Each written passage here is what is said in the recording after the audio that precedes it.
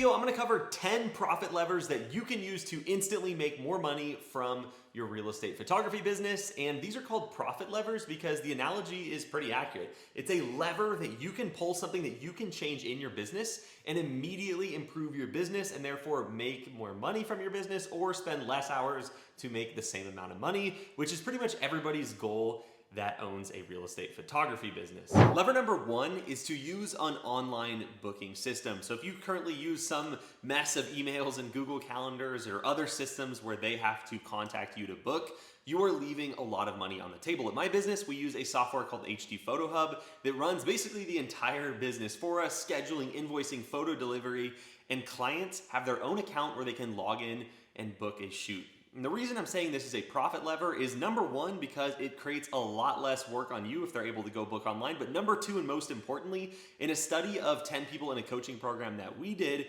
we found that order values were on average $100 higher when a client booked through our online system and through those clients' online system instead of calling, texting, or emailing. And we think that's the case because the way we have our online system laid out includes upsells and different ways to get the clients to book more products from us. So we make more money and spend less time when a client books online by over $100 per shoot. So if you're not using something like this, definitely get it in place. Number two, and this is kind of along similar lines of number one, is you want to have package pricing. At my business, we have three main packages: a base, Pro, and Plus package, as well as all of our a la carte options. And in the past, I was a big fan of just having a la carte options because I like simple pricing, but we can still have simple pricing and have packages, and we found that to be true. And when we added packages to our list of services, our average order value went up by about $130 per shoot, which is very significant. And so as you can see, we have those three main packages that encourage them to order more. And if they do want to go a la carte, they can go down, scroll down on that page and order a la carte. The third lever is to raise your prices. One of the biggest mistakes that real estate photographers make, especially when they're new to the business, is when they're first deciding how much to charge, they look at all their competitors and then they make themselves the cheapest. There is no advantage to your photo business being the cheapest. Not only does it mean you make the least amount of money per shoot of all of your competitors, it means that you're gonna have a hard time scaling as well, and you're just not gonna have the profit that a business needs to grow. And you're doing it for the most part because you think that is the way that you're gonna break into the market and gain clients. But if you're just competing on price, you're not only going to make the least amount of money per client, you're also gonna get the worst clients. And so in my opinion, you should be in the top 50% of pricing in your area and somewhere near the top. Now, when I say the top, I mean the top of people who are full-time real estate photographers or who have scaled real estate photography businesses. You don't want to be above the guy that shoots 2 houses a year and does weddings and portraits, but I'm talking specific to real estate photography companies. You should be in the top 50% of the pricing, and in my opinion, really like the top 20%, because there's no advantage to being lower, and you are going to make the value in other ways than just by having the lowest price. You're gonna have the best service, the best photo quality because you have a great editor, right, or close to it, the quickest turnaround time. You're gonna put effort on the things that your clients actually care about rather than save them 10 or 15 bucks a product, which is something they won't even know. And so if your prices currently are below that 50% threshold, I would definitely encourage you to raise your prices. And I understand that it's scary, but we have never, in the hundreds of times we have seen people raise their prices, ever seen someone make less money after raising their prices. I'm not saying to 4x your prices here, I'm saying to be in the top half or more accurately and hopefully the top 20% of pricing in your area. Lever number four is to outsource your photo editing if you don't currently do that. Editing your photos is one of the least high leverage tasks that you can do in your photo business, meaning your hourly rate photo editing is going to be dramatically lower than it is shooting or working on getting clients. And really, the process of building a business is a constant process of saying, what are the highest value tasks that I do, doing more of those, and hiring someone or outsourcing the rest. It's just simple arbitrage, right? Like your time is worth, let's say $100 or $150 an hour, if not more, when you're going out and doing client acquisition, although you don't get paid that right then. That's what it works out to in your business at least, right? So $100, $150 an hour, you can hire someone to edit your photos for you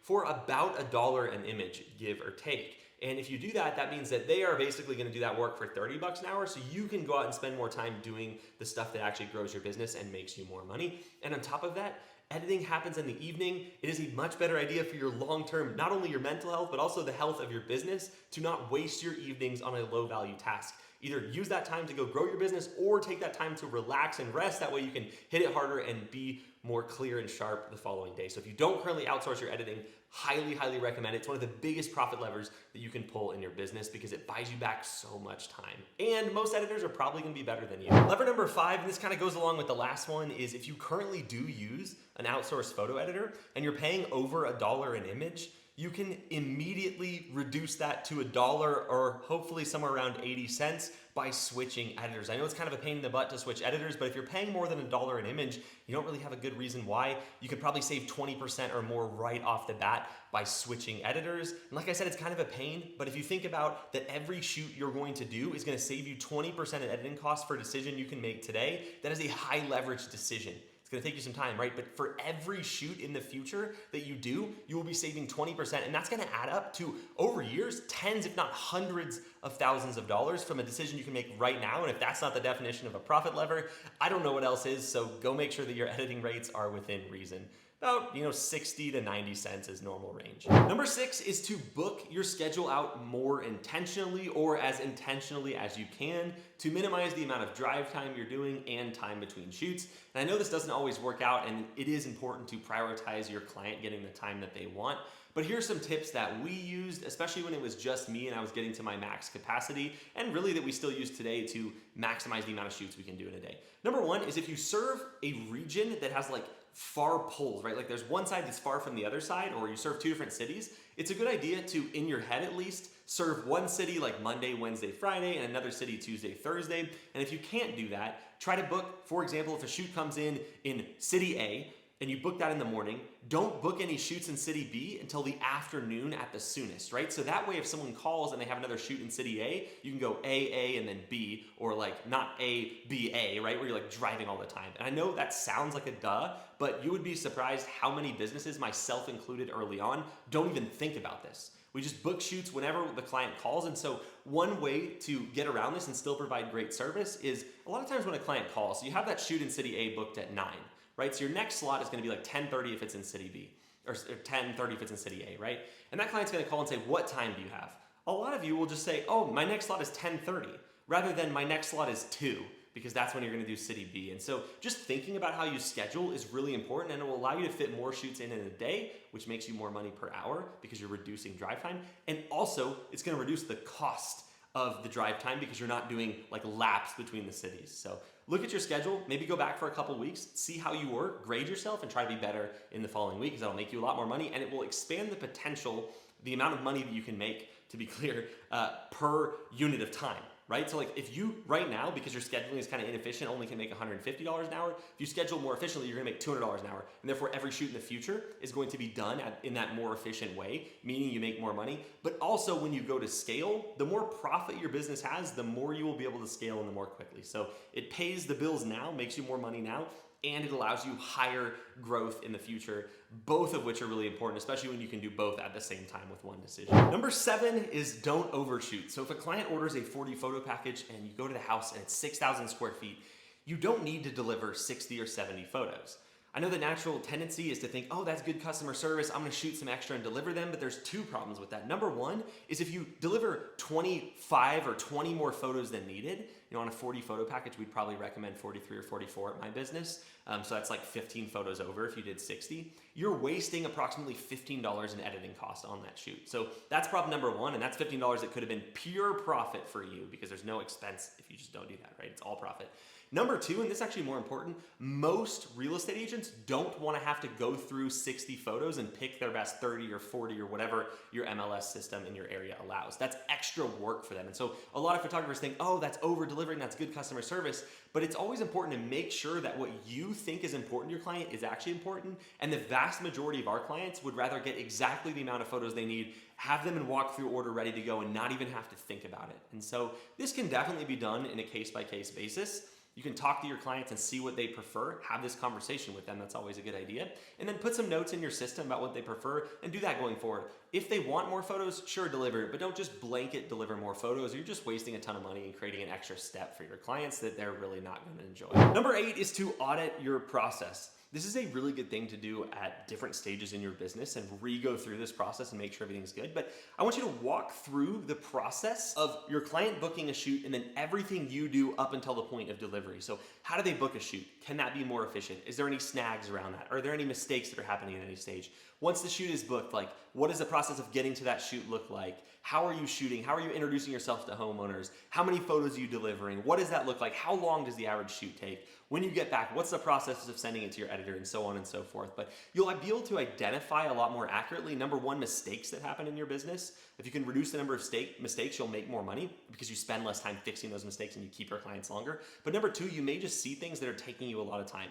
And a good thing to do is compare this with industry average or with somebody you know in the business and make sure that if your process takes 20% longer, there's probably no need to have your process. And one of the most common ways this shows itself is photographers that really still believe they need to use a flash to get the results they want. Now, if you shoot architecture photography or anything really expensive, maybe you could justify using a flash, but for 99.9% of real estate shoots, it's gonna be a complete waste of time that is going to take you longer. Maybe it doesn't take you that much longer, but 20% longer at a shoot costs you tens of thousands of dollars over a year if you're busy or over the lifetime of your business if you're not. And so really audit the process you go through and like why you have that process in place. And if it's just because that's always the way you've done it, that's a really good way to keep your business kind of stagnant. You need to be changing, you need to be improving, you need to be constantly making things more efficient. So at every stage of your business, audit your process. Do it now. When you hire a couple employees, do it then. When you hire 10 employees, do it then, and make sure everything stays smooth. It's a good way to identify issues in your business. Number 9 is not to create a process for 100% of your clients that only 1% of your clients care about. Here's what I mean by that. You will have clients that are very vocal about the way they want things done in your business.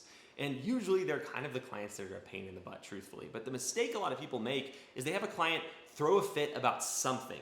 And they say, oh, if that client thinks that should be different, every client must also think that. Therefore, let me adjust my business. And sometimes that is true. It's important to listen to clients who have issues or suggestions, but before you implement that, definitely check 2 things. Number 1 is, does this cause my business to be less efficient? Meaning, does it take more time or more money to do this? If it doesn't do that, sure, just implement it.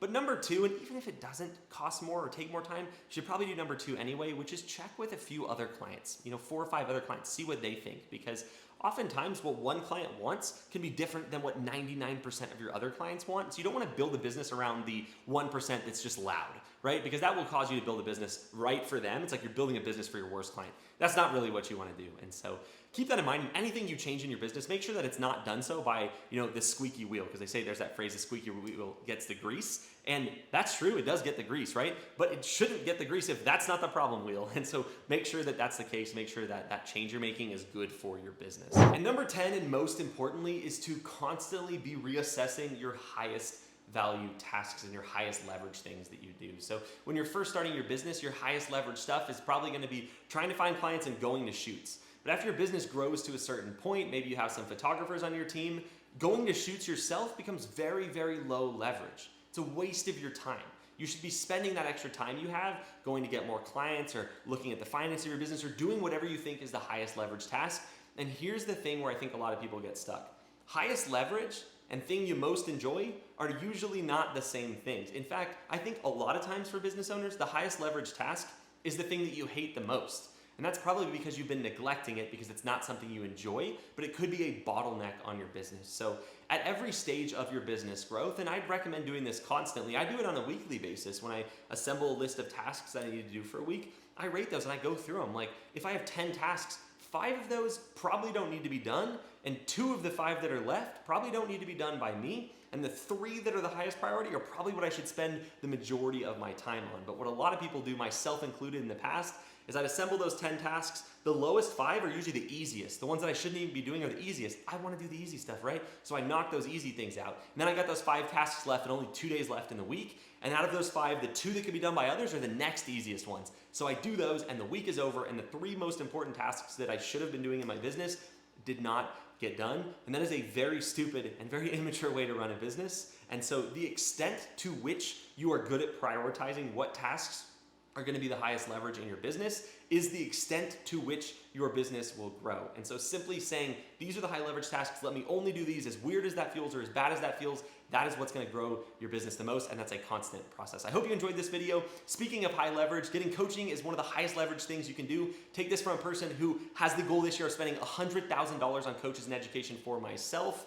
You should be, as much as possible, prioritizing education, because that is one of the highest leverage things you can do. And if you're building a real estate photography business, we would love the chance to work with you, share the knowledge we've gained through a lot of mistakes and a lot of doing things the wrong way so that you can grow faster. If you want to learn more about what that looks like, one of our coaching programs, you'll find a link below where you can submit an application. We're not a high pressure team. We want to talk to you, see where your business is at, make sure that where your business is, we see a bunch of things that we can unlock easily for you and get your results. So whether you have a business or not, highly encourage you to apply. We'd love to work with you to get your business off the ground if you're just starting as well. So apply below, and I'll see you in the next video.